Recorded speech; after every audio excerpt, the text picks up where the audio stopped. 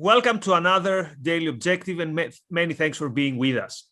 So I'm someone who when I was growing up, actually I had the poster in my room with the two athletes who in 1968, they made the Black Power salute in the Mexican Olympic Games. And I didn't know much about the story. And today, maybe I would have some question marks about exactly why they did it. But the overall idea was that they did something very brave. And the overall idea was that they did something that definitely took guts and something that showed a commitment and showed something which was, at least in my mind back then, very brave. Actually, I still think it is quite, still think it's quite brave, although I think there are some issues on how they framed it. But in any case, it was something that I found very, very powerful as a gesture. Fast forward almost half a century later, and we have this idea that modern protest in sports is a continuation of this thing, is a continuation of this brave gesture for injustice. So again, some context is relevant. We are in 68, we're in the time of the Vietnam War. We're in the time where racial injustice was way more dominant in the United States. Violence against the Black community was way more dominant. So again, I think there is something to be said about the bravery of this act of these two athletes, or which also needs to be said, had a very significant personal cost to both of these American sprinters. So why do I remember this story? Why did I remember Tommy Smith and John Carlos? Because the other day, a hammer thrower, Gwen Berry, made the headlines when she turned her back away from the US flag while the American anthem was playing. So she came third in the US trials, which is great news for her because it means she qualified for the Olympic Games of Tokyo. But she was not happy with the fact that the American anthem was playing and she turned her back. And later she said that she considered this as a setup. So basically, this means she considered this as a personal attack, that the reason that the American anthem was playing is because they knew she would be on the podium. And this is why 2 years ago, she also protested the anthem in a different occasion. And she had talked against racial injustice. She had talked against then President Trump. And she said that this was something personal. Of course, the organizer said, there's no way we knew you would be on the podium. Therefore, you had the schedule and the American anthem was scheduled to play and it was nothing personal. Anyway, so there are many interesting issues that come from this topic. There are many interesting issues in terms of activism then and now. Why so many people feel the need to protest, not racial injustice itself, but the idea of the United States, the idea of the flag, the idea of national anthem. And to discuss these things today with me is Jonathan Hoenig. Jonathan, thanks for... And what are your first thoughts on the topic? By the way, something very interesting. We didn't talk before the episode, so I didn't know you would have prepared the share screen with the two athletes in 68. So that's a very interesting... it looks like we communicate without having to talk. Well, I mean, Nikos, you have such a great knowledge of American history. And I think you made the point that for those athletes too, and for Miss Gwen, I don't remember her last name, but this athlete, in all these types of protests, for them, it's Iran always talks about morality as being kind of so important. And for them, they see it as a real moral act of justice. And you did too. You saw that, I don't know, it's the Black Power, whatever things, even just that image was a real sense of justice for you. And it becomes just that simple image. Let's just take that aside for a moment and just look at it as what it was, a sporting event. And this young woman achieved a great achievement. She was on the podium. And it reminded me of something else that Miss Rand talked about with the Oscars years ago. I think in the 70s, there was a streaker in the Oscars. Remember this story? And, Rand's, I think, and I'm paraphrasing comment was that basically he took this beautiful event and everyone was decked out, and he just kind of shat on it. He made it kind of ugly. And that's what I kind of feel like, I'm not against protest. I think protest is very appropriate for Americanism. But when you're an athlete, you work so hard to get on that podium, to kind of ugly it up by that. But I think we're in a culture where that's rewarded. That's altruism of saying, oh, I'm not going to take the moment. I'm going to give the moment over to the tribe, the racial injustice. And, Nikos, you talked about the example from the Black Power thing. There was another one that people might not remember. In 1973, Marlon Brando won the Oscar for The Godfather. This is something and he did not accept it. Instead, he sent up a young woman who was a Native American. We can see that there. And she gave a speech about the plight of Native Americans and how they've been. So Marlon Brando. So this is, as you said, it's like fitting into this tradition of, I see it as altruism. Marlon Brando won the Oscar. He should have gotten there and said, it's been a pleasure to be in this movie. But he sacrificed himself. And I think this young lady did too. And she's been taught that altruism is good. She achieved a value, but she threw it away. Why? For the tribe, for racial injustice. What do you think of that idea? That's interesting. I never thought of it this way.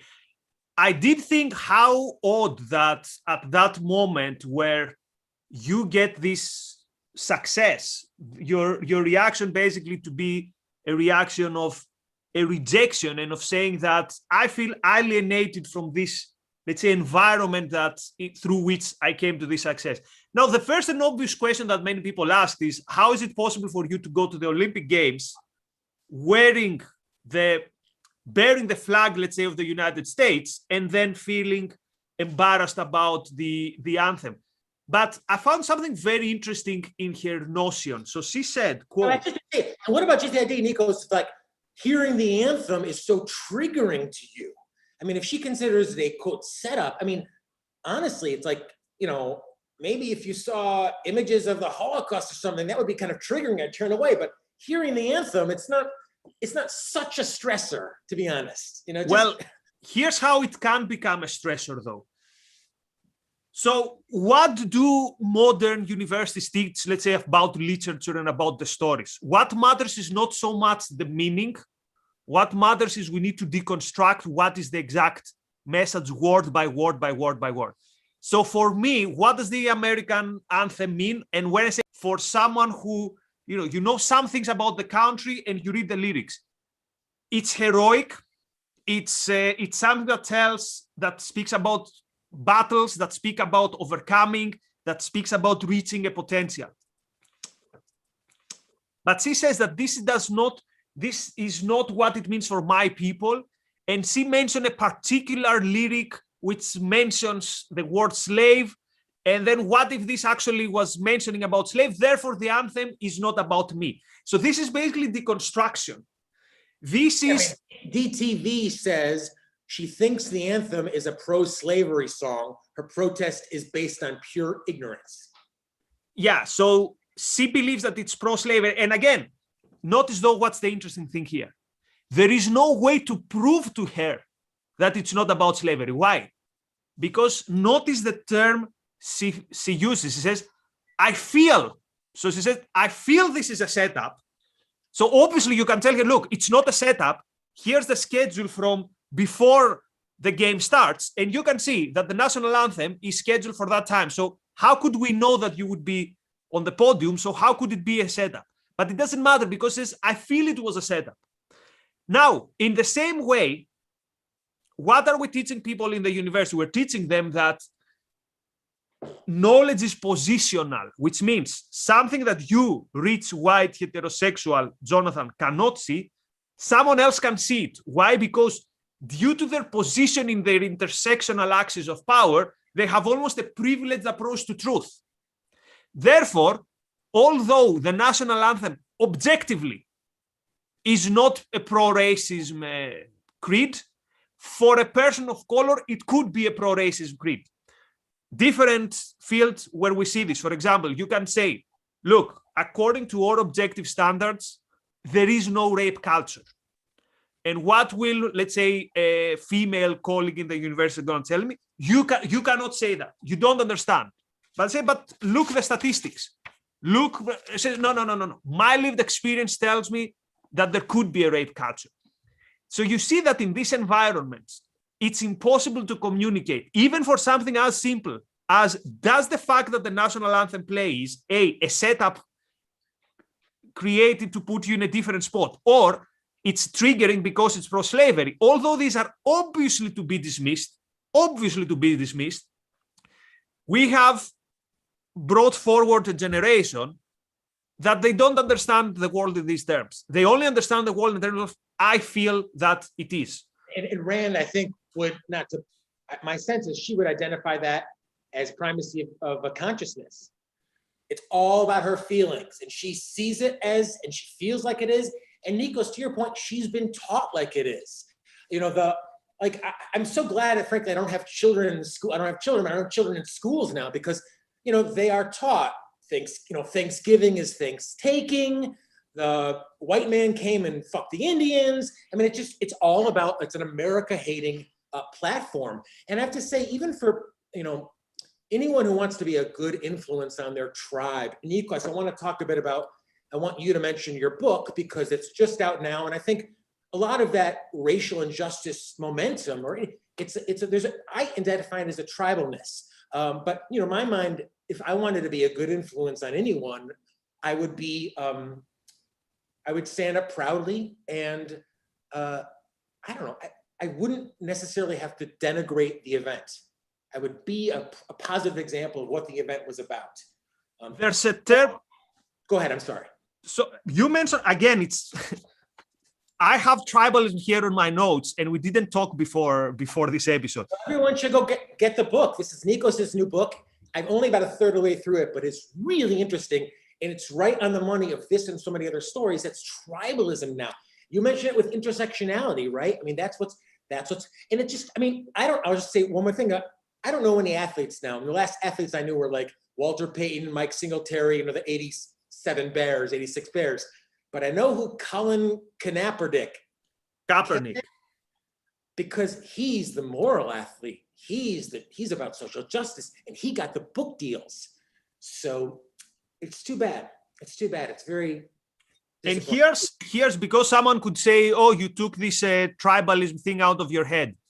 Here's what the athlete said. So later she was asked to explain her position, and also after that she came out with a T-shirt that says "Activist Athlete."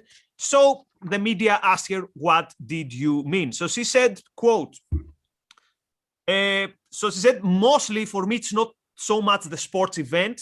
I'm doing this because I want to something more than sports." And says, "I'm here to represent those who died due to systemic racism." And then she says, "I want to go to the Olympics mostly to represent my community."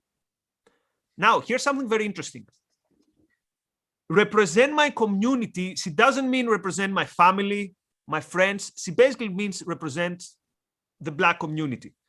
Now, I remember last year having a very fierce disagreement with someone who told me that for him, the most important thing is his people. And by his people, he meant white people. It was the time when I was doing the research on the Tribalism book. And I had, let's say, a contact who helped me navigate the world of the nationalistic right. And he had some sympathy to that milieu. And we had this discussion. I told him, why is your people the white British people? Like, if for so many of these people you have a bad view, for example, why is it your people? And he said, well, I cannot explain it to you. He said, they're my people. I feel them as my people. And this is and notice that when we talk about a white nationalist who talks about white British as his people, we sense that something is weird here. We sense that something is off. We sense that, okay, dude, you're going towards a path that is gonna lead you to some dark places. At the same time, though, when someone says that, yeah, the Black community is my people and I'm there to represent them, somehow it's very empowering. And not only empowering, it's celebrated by the whole by the biggest part of the entertainment and the media community and all that stuff. So this is the environment of tribalism. The environment of tribalism that tells you that your community is the people with whom you share this heritage, let's say, of color or ethnic allegiance. Now, if you see this and you think this is going to end well, or if you think that soon someone is not going to say, oh, black people, you're a person of color, other people of color is your community. Oh, I'm white. Who is my community? Oh, white people are my community. Therefore, now I represent white people. Now, this is, of course, we believe in free will and all that stuff, but this is almost predictable that it's going to go that way. This cultural push towards this ethnic tribalism is so strong that I would put money that the next thing you're going to see is this. People saying, oh, our community is our color. Oh, now I found my community. Other white people come with me. Well, I have to say, I mean, I've read and listened to a lot of Miss Rand in terms of abortion being a litmus test for, that's my terminology. And what you're describing, Nikos, that obsession with racial tribalism is so disgusting to me. And Rand talked about it as I believe, a barnyard mentality. Exactly what you said. Let's herd over the white people over here. Let's herd over the black. It's so disgusting. This is something that no one has any control over. It doesn't say anything about who they are, their actions, their morality, their achievement, or anything. So it's almost like we're heading backwards. And this young lady who I appreciate her achievements, but on some, Nikos, as you said, I mean, if she wants to protest, well, let me ask you this. Is your problem that she is protesting America, or is your problem that she's protesting it in that environment? I mean, what if she got the medal and then went over to, like, I don't know, the NAACP or something like that and gave a speech there? No, my problem is mostly that it's not clear to me what the process is, what the protest is about. So I hear, for example, that when the footballers kneel, it's for social justice. What does exactly this mean? Because here's the thing, if you really, really, really worry about how Black people are victimized, so for example, let's make a list of how we can fix it. Number one, decriminalize drug use. Number two, take the state away from as many parts of people's life as possible. Leave people free to trade substances, to be able to open businesses and sell whatever they want, all that stuff. Number two, stop seeing people as members of groups, start seeing people as individuals. That's that individual, that's what makes objectivism not right-wing, left-wing. We are outside that spectrum. And you're right, the only antidote, I don't mean to, but it's so passionate to me, the only antidote to this disgusting racism is individualism. That's what Rand talks about throughout her work. And my problem is that the BLM movement and the people around this universe, so to speak, I see them pushing more collectivism. I see them pushing more tribalism, more state intervention in their lives, not realizing that it's mostly the state that has created this horrible situation for many people. Indeed, it sucks having your life ruined because you come across a police officer who might indeed have some racial prejudice when you're 18, and because you have some weed on you, you start getting in the criminal justice system, and then good luck after that. So that's what I would like to see people protest about. But again, notice if someone who supports BLM would watch it, they would say, oh, it's easy for you to say because you are white and you're privileged. And my question is, okay, can you tell me where I'm wrong? But we cannot even speak this language. Again, notice, I found it very interesting. She doesn't say, I think, she says, I feel. And I hear this more and more and more and more. And I see it also in the essays of my students. I feel has now substituted I think. And the problem is there is no answer to I feel. If you feel, for example, that the solution is, I don't know, socialism, and that's going to solve the problems, there is no way for me to make you, quote, unfeel that. So not only we have the wrong solutions to a big problem, we don't even approach the problem from the proper frame. We don't even approach it from the proper context. So that's why I'm against this protest. And I'm not against to this protest in the way that Fox News would say, oh, this flag has given you so much. Yeah, okay, maybe, but that's too superficial. That's not, for me, that's not the essence there. You know, Rand, a very classic quote of Miss Rand's is, emotions are not tools of cognition. And I hear you saying that, Nikos, over and over again, is that it's leading with your emotions, and I see it once again as morality. I mean, she would say, I'm doing the right thing. I think sacrificing myself, my opportunity for the tribe. So there's been some inquiry on the super chat about your book. It is available on Amazon. Came to me in like 2 days. Only for the States, for some reason. In Europe, it's unleashed. What's it? Yeah, well, I mean, Europe is the third world. Oh, wait a minute. I'm sorry. We're the Zamran Center, UK. Well, so in Europe, it's released on the 6th of July, and also it's going to be available on Kindle. We're going to have the Daily Objective episode where we will try to have something with the publisher, discount codes or something. So you'll hear more about that. But there's a whole chapter in the book called it's on racial thinking, and we talk about progressive racism, and then about the traditional, let's say, racism and new forms like the alt-right, white nationalism, and all that stuff.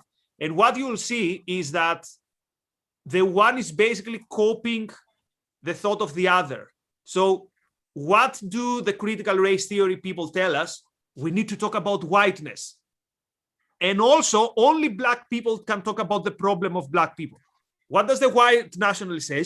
Yes, we need to talk about whiteness, but only white people can talk about white people. Therefore, leave the whiteness for us. And by the way, since you celebrate your culture, now we also want to celebrate our culture. And by the way, let's keep our cultures separate. This is something, by the way, where they agree, the one side and the other side.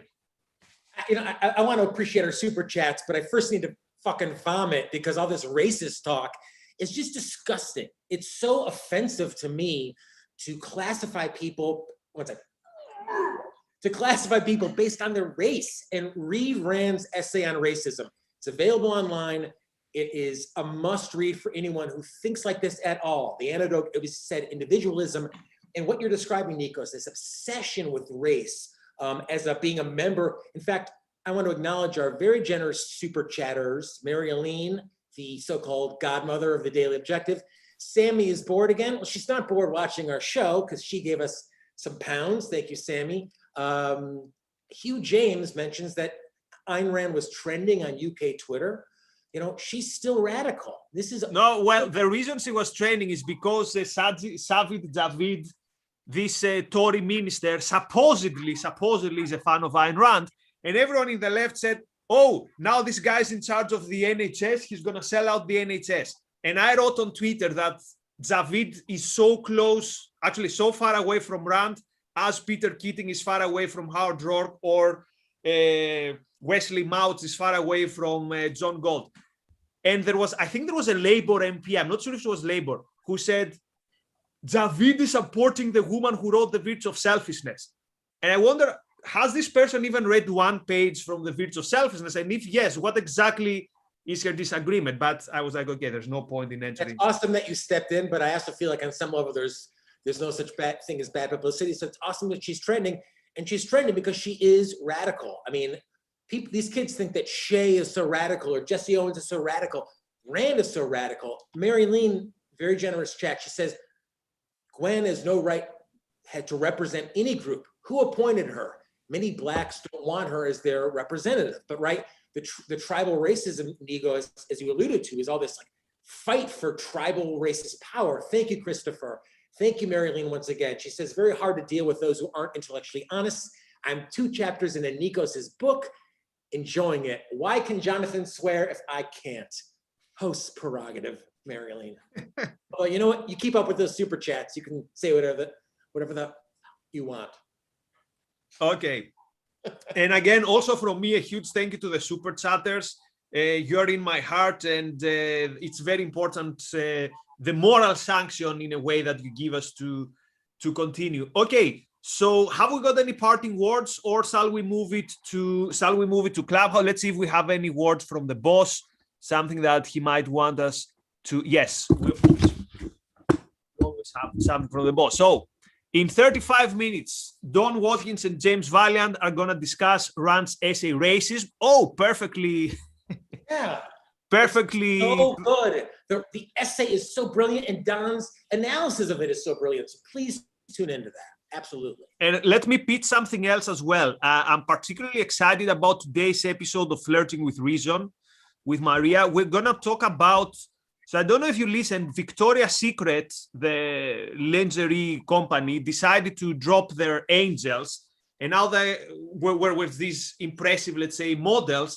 And now they have a different team, which is called the Collective.